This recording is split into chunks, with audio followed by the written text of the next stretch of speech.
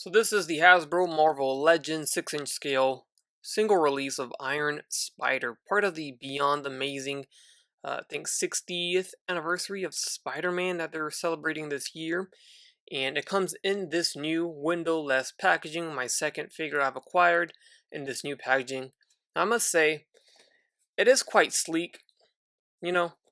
It takes some adjusting and some getting used to, but it's pretty sleek looking. Hopefully they improve the artwork and the front of it as we proceed and as we progress with the line, of course, with this new packaging. I'm sure they will. And then on the back side here, we get the figure displayed, pretty cool pose. And then you get the accessories, which it looks like it's just a pair of hands. Now be sure to check out the links down below in the description in case you're interested in the figure. You guys can order yourself one from Big Bad Toy Store. So here's our Iron Spider out of the box. Comes as so, as you see. Pretty sleek looking. And we do get, of course, the two web-slinging, thwipping posed hands here. And the pair of fists are already on the figure itself. Now he does come with 3 spider legs. Of course, he is the Iron Spider. They all peg to the back, and you can see here they are pretty sculpted. Got the sculpt there, but there is no paint. Unfortunately, no paint work on it. It's on a like marbleized, swirly plastic, as we've seen before. And it is articulated, although it's not articulated in every single point that you see. Only one right here, and then one right here, which is actually really stiff. Actually, if you count this one, I guess this is another one. This is the one part that hinges into his back, or pegs into his back, I should say. But there are a couple of fake outs here. Like this one does not hinge, although it looks like it right here. You would think it would hinge, but it does not. And then right here. So that's going to lead me to my first gripe is I wish they were all hinged, you know? And my second gripe would go to the paint job. Seeing that there is no shading, no paint. I was hoping that this would at least be painted metallic yellowish or gold to kind of match the gold on the figure. You can see they actually did paint this gold here, but they don't match, and it seems a little too dull for my liking. Yeah, I don't know, I'm not a big fan of the fact that it's not painted. They're cool, I think they're brand new sculpts, I don't think we've seen this before, so I can appreciate that, but there's no paint, and then also, there's only 2 hands, so that's all you're getting for this single release, and this leads me to my final gripe, I guess, or my final major gripe, I should say, is the price point. And I hate to always bring up price point. I understand we're in an inflated market now, but this figure retails for $34. And $34 gets you just to figure a pair of hands and the 3 spider legs. It is pinless, which is nice. So the arms and the knees, of course.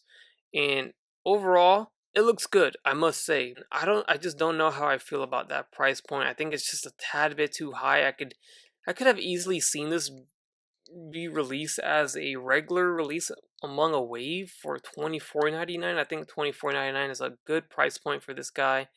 I understand the new sculpt in the legs, but I don't know. I really don't know. You know, if anything, maybe $27.99. But we could sit here all day and argue about the price. Let's move on. Got that out the way. Let's see what this thing's all about here. It's actually pretty cool looking, to be honest. I love the paint. I did see some early reviews or early images of people obtaining this figure, and I saw that the knees on some of those images were not matching with the leg or the thigh, and this one does match. So I don't know, maybe that was just a one-off or just an unfortunate QC issue on that specific figure, but this one is good. This one matches for sure. Now, if anything, what doesn't really 100% match is the torso to the rest of the figure. The torso, including the groin, is a very metallic plastic red.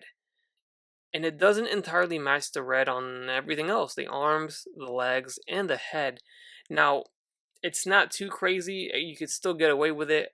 It's kind of weird, but it is noticeable. You know, you can see the butterfly joints here. The red just isn't the same. It doesn't match 100%. I don't know how I feel about that either. I think it would have been better if everything was that color red on the chest. So that's a little unfortunate. Just like I wish the legs were the same gold color as the gold on the actual suit itself. You can see here, if you look at the peg holes where those things peg into, it's just a bland yellowish gold color. and it just doesn't seem right. I feel like it's just lacking that paint. And for 35 bucks, I feel like we should have gotten painted legs and fully articulated legs at that. You know, every single point there should have been hinged or articulated. So that's just my take on it. Overall, though, the sculpt looks fantastic. I love the sculpt on this thing. I love the pinless articulation points. I love it. That looks great. And overall, it's pretty clean, too, all the line work. Take a closer look at the actual head sculpt here, since we haven't really been looking at it. And that looks pretty good. Here you can also take a closer look at those butterfly joints, not really matching up with the chest there. If we do spread out the arms, though, I do appreciate that they did paint all in there, all in the butterfly joint and everything. That looks great. It's not cut off. Doesn't get cut off at all. Check that out. They did sculpt and paint right there on that butterfly joint too. So it's pretty cool. Alright, so his head will sit on a ball jointed hinge here. So you will get movement all the way up for sure. And you'll get movement all the way down. You will get the swivel left and right, and you get a slight tilt. Of course, I like the barbell pegs because you can get the head tilting a lot more. You can get a little bit here. Arms are going to go all the way around, no issues there. We've got some pretty deep hinges on the shoulders, so that's going to allow the arms to spread apart all the way up. And then we do get, of course, those lovely butterfly joints. He can clap his hands, or maybe hug Mary Jane or Gwen Stacy, whoever he's with at this point. We get a bicep swivel, double jointed elbows that bend beautifully all the way. I mean, you can almost touch his shoulders. You probably can. Look at that. And then we get the wrist swivel, and there's a hinge as well. Ab crunch at the torso. If you can spread it all the way back, you can see the gold paint and sculpt follows through all the way. You can bend him forward. It does click. It's not too bad though. All the way forward, pretty flexible, and we do get a waist swivel there. Legs are gonna kick forward, and they do go back down. They kick back a little bit, and then they go in and out, almost a full split. Pretty good. And then there is a thigh swivel, double jointed pinless knees. They kick back. And then let's see, we do get a boot cut shin swivel. Lovely. Look at that. Right at this design cutoff here. Very nicely done. I didn't even expect that. There's a hinge at the ankle, and there's a rocker, and there you go. Now going back real quick to his armor, and how I mentioned how the colors don't match 100%, I can say though that the light reflecting on this thing really make it look like he is in an Iron Spider suit, so that's a really nice effect. It's a very glossy finish overall on the figure, and that's what achieves that metallic look, or that reflectiveness of the light on it. It makes it look real good. And now that the spider legs are on, this really does complete the look here. It really looks good with everything attached there. It would have looked even better if these things were painted once again, but still, even so, man, this thing looks great. Oh my goodness. Lovely figure. Check this out. So here's another quick pose, and one thing I can say about the figure is that this thing articulates very well. Alright, so I honestly don't know how much time I have left here, but I have this thing barely standing on all three legs. I wanted to try to pull this off. I don't think this is really supposed to be possible, but if you get them to balance enough, you can pull it off, as you can see here. It's hanging by a thread. I can see it slowly moving. He's about to tip over any second now, but you can probably pose it up enough for a quick shot, and you can see it slowly falling. So yeah, definitely not meant to keep him up, but still kind of cool. I wanted to pull this shot off where the spider legs are holding him up in the air.